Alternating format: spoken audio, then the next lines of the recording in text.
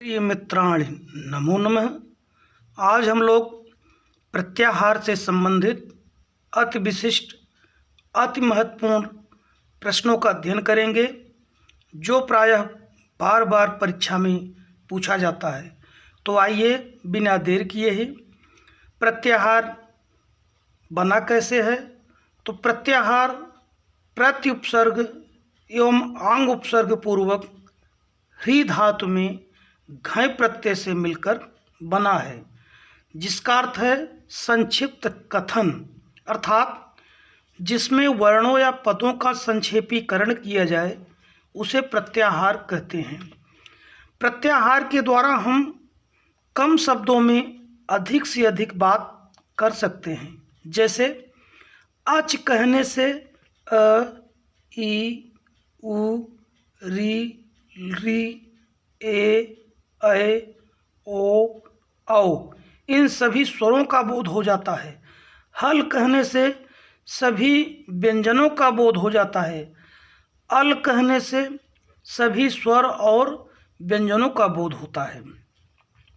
प्रत्याहार केवल वर्णों का ही नहीं होता, अपितु शब्दों का, धातुओं का, प्रत्ययों का और आगम का भी होता है। प्रत्याहार करने वाला सूत्र है जो प्राय परीक्षा में पूछा जाता है, आदिरंतेन सहिता।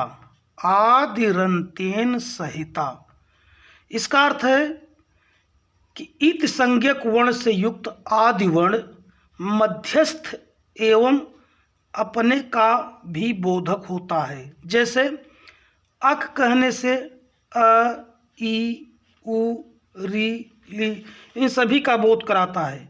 अच कहने से अ, ई, उ, री, ए, ओ, औ का बोध होता है। इसी प्रकार अन्य सभी प्रत्याहारों के बारे में समझना चाहिए। अब प्रत्याहारों से संबंधित कुछ महत्वपूर्ण प्रश्नों के बारे में चर्चा कर लेते हैं जो प्रायः परीक्षा में बार बार पूछे जाते हैं। तो प्रत्याहारों की कुल संख्या कितनी है, यह प्रश्न बहुत बार पूछा गया है। तो प्रत्याहारों की कुल संख्या 42 है। सबसे बड़ा प्रत्याहार कौन सा है, यह भी प्रश्न बहुत महत्वपूर्ण है। तो सबसे बड़ा प्रत्याहार अल प्रत्याहार है।